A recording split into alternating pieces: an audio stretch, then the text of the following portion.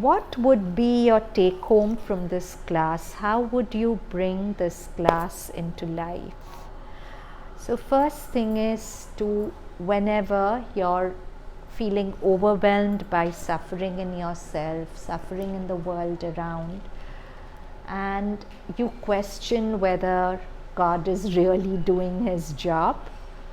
I know somebody who had this question haunting him, and one day he was talking to Sri Aurobindo, and mother is his executive force, right? So he complained to Sri Aurobindo about mother, that you better pull up your executive force, she's made a mess of the world. So that's just in a lighter vein. He loves the mother very much. He didn't really mean it, but when you love God, you can take liberties like this with him. He's okay with it.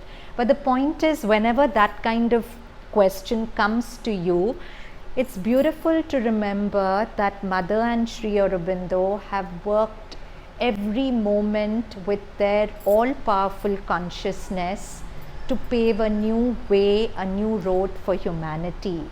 That the supermind or the supramental force has come down on earth, and if you just quieten the agitation of your mind and open to it, it will do its work in you. And every time one piece, you're a piece of the whole, right?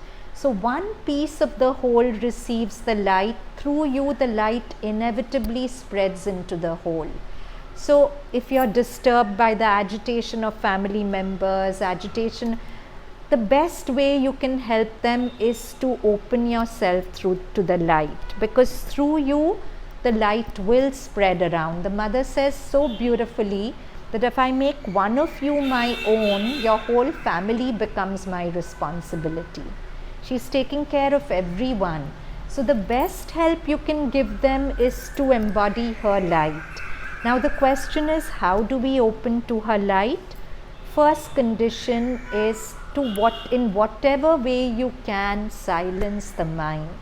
And then don't stay. And how do you silence the mind? One way we discuss, there are many, but one way is to be in surrender to what is, to not quarrel with life. Whatever life brings, to say yes to it, soften behind it, and not tango in fighting it. Okay, to say an inner yes to whatever life brings. And then in a state, not to stay in that silence. In that silence, the other important thing is to bring in this aspiration. So to make your mind quiet, and then just go within where you feel the mother, and then you don't have to do anything. Feeling the mother already has this state of aspiration. So you just stay, and that aspiration is what? A feeling of wanting to give yourself to the source, to give yourself to the mother. Aspiration is really an urge to give. Okay? So you make your mind quiet, you go within, you feel her, you open to her like a flower opens to the sun. The flower doesn't pull the sunlight down, it can't, it would destroy itself. It just opens and it allows the sunlight to penetrate it and to make it blossom. So if we do that in our moments of despair, anything that puts us in touch with mother, read something, but instead of going helter-skelter, distracting yourself, trying to call people to bail you out, all that's necessary sometimes. But try this. In my opinion, it's the most powerful and effective way. See, even if people want to help you out, beyond a point they can't. They can't help you out the way this light that you are can. So it's sensible to turn to this light more and more rather than to the people.